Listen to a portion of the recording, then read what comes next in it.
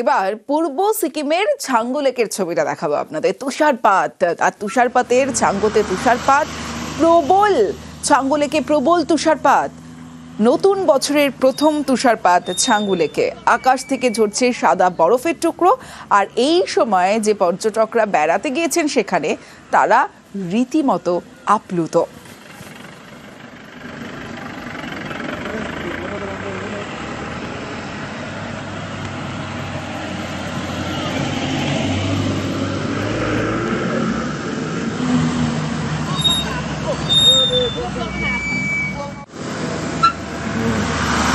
সরকারি অফিস আর সেই অফিসে বিজেপি বিধায়কের দাদাগিরি। ওড়িশায় বিডিও অফিসে মারমুখী বিজেপি বিধায়ক। দেখুন সিসি ক্যামেরা ফুটেজ আপনাদের দেখাচ্ছি। বিডিও দপ্তরে বিজেপি বিধায়কের দাদাগিরি। কেন্দ্রপাড়ায় বিডিও দপ্তরে হামলা ভাঙচুর, বিডিও তিলোত্তমা প্রস্তিকে ঘিরে হুমকি চোটপাট বিজেপি বিধায়কের।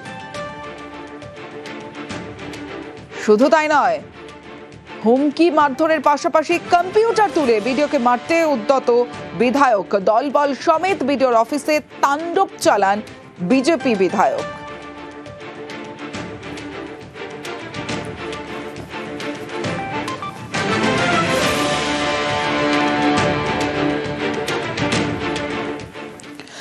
গোটা গ্রাম, আর সেই গ্রামকে বাংলাদেশি তকমা। নিশীথ প্রামাণিকের মন্তব্যে বিতর্ক। কি বলেছিলেন নিশীথ প্রামাণিক, শোনাবো প্রথমে।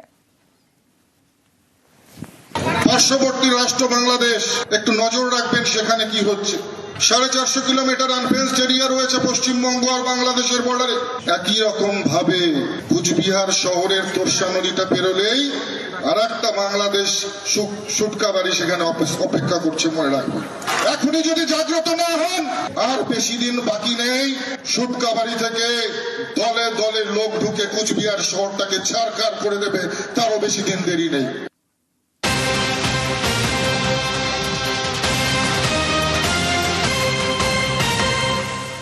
নিশীথ প্রামাণিকের এই মন্তব্যের প্রতিবাদে জাতীয় পতাকা হাতে অবরোধ গ্রামবাসীদের। সরাসরি চলে যাবো, আমার সঙ্গে শুভঙ্কর সাহা রয়েছে, কথা বলবো শুভঙ্করের সঙ্গে। শুভঙ্কর, এই যে অবরোধ গ্রামবাসীদের, সে ছবি আমরা দেখলাম, গ্রামবাসীদের কি বক্তব্য?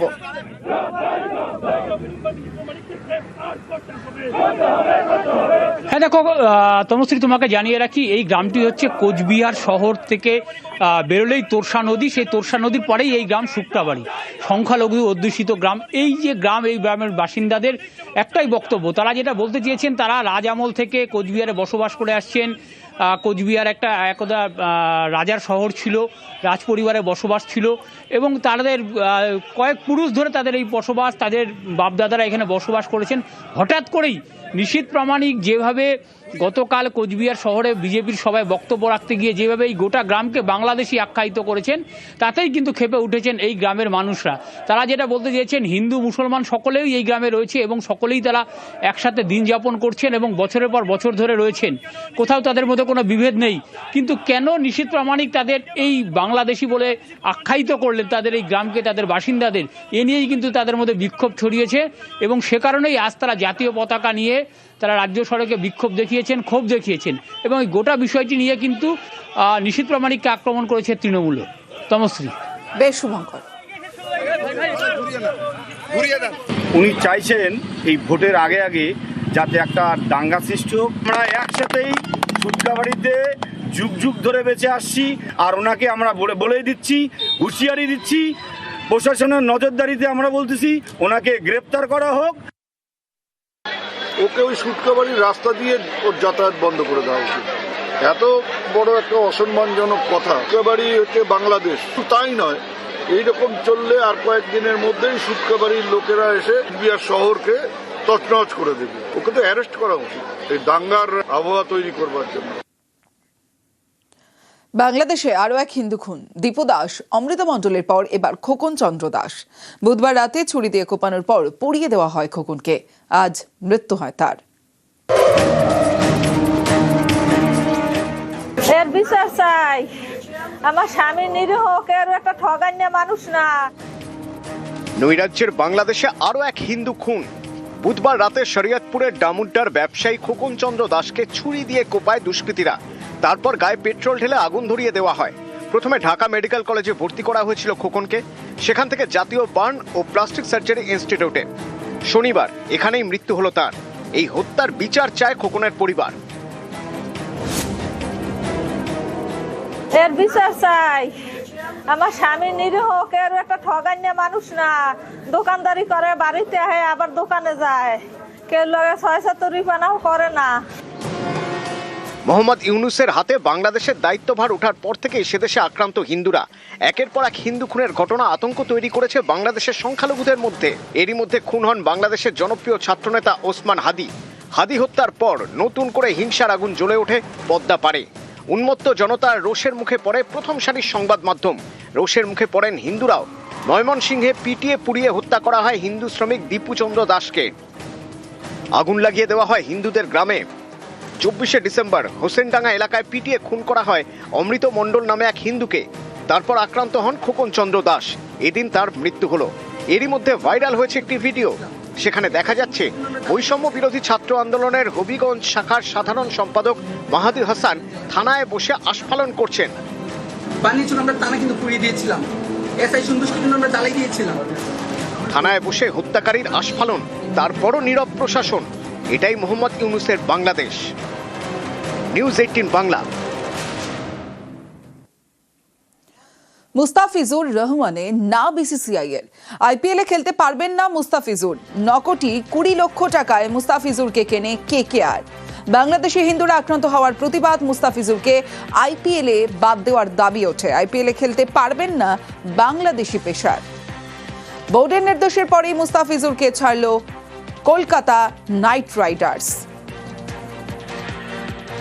Due to the recent developments which is going on all across, BCCI has instructed the franchisee KKR to release one of their player, Mustafizur Rahman of Bangladesh, from their squad. And BCCI has also said that if they ask for any replacement, BCCI is going to allow that replacement. ফের 17 বুলা চৌধুরীর বাড়িতে চুরি, জানলার grill কেটে ঘরে লুটপাট। রাতে বাড়িতে পুলিশি পাহারা সত্ত্বেও কিভাবে লুট, উঠছে প্রশ্ন। এর আগেও 17 বাড়িতে বারবার চুরির অভিযোগ। 15 আগস্ট পদ্মশ্রীর পদক সহ বিভিন্ন জিনিস চুরি যায়। এই নিয়ে 4 বার চুরি হলো বুলার হুগলির হিন্দ মোটরের বাড়িতে। গ্রিলটা খুলে দরজাটাকে ভেঙে, মানে জানলাটাকে ভেঙে ঢুকে এরকম তছনছ করে সব কি নিয়েছে এখন আর বলতে পারছি না। পুলিশ তো তারপর থেকে পাহারা দিচ্ছিল, কিন্তু পাহারা দেওয়ার পরও তো আবার দেখছি সেই চোর ঢুকলো, সেই ঘরে ঢুকে সেই তছনছ করে দিয়েছে উপর নিচ। কতবার চুরি হয়েছে? 4 বার। মানে হ্যাট্রিক ভেবেছিল হ্যাট্রিকই বন্ধ হয়ে যাবে, তো দেখলাম যে না, এবারও আবার দেখছি সেই চোররা ঢুকছে বেরোচ্ছে নিজের মতন করে।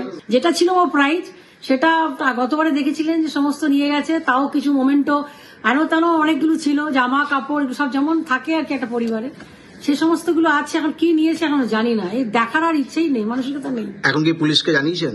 হ্যাঁ, পুলিশকে জানিয়েছি, পুলিশ এসেছে, থানার আইসি এসেছেন। শিলিগুড়িতে ফের স্কুল ফি নিয়ে বিক্ষোভ, শিক্ষা দপ্তরের নির্ধারিত ফি কাঠামো উপেক্ষা। স্কুলে ভর্তি হতে বাড়তি ফি নেওয়ার অভিযোগ। শিলিগুড়ির শক্তিগড় গার্লস স্কুলের ছাত্রী অভিভাবকদের বিক্ষোভে সামিল এআইডিএসওর সদস্যরাও। স্কুল কর্তৃপক্ষকে জানিয়েও লাভ হয়নি বলে অভিযোগ।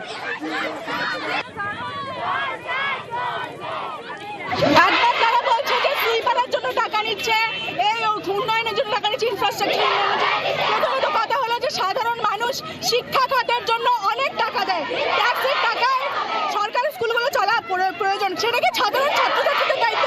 তারা তো আইন বিরোধী কাজ করছে, কারণ 240 টাকা ফিজ, এটা সরকার নির্ধারিত ফি, তারা বেশি 1 পয়সাও বেশি কেন নেবে?